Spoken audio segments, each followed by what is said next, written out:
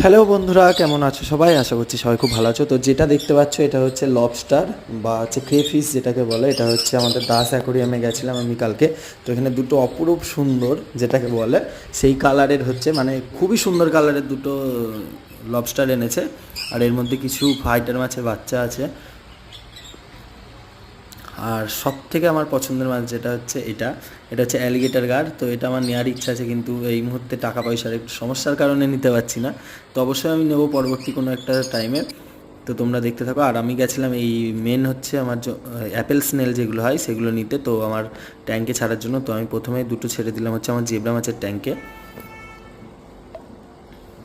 Total আমি 4 piece এনেছি, তার মধ্যে দুটো দিয়েছি হচ্ছে জেব্রা মাছের ট্যাঙ্কে, আর বাকি দুটো আমি ছেড়েছি হচ্ছে আমার চিংড়ি মাছ, কালারিং চিংড়ি মাছের ট্যাঙ্কে। তো এদের পরবর্তী আরও আপডেট আসতে চলেছে খুবই তাড়াতাড়ি।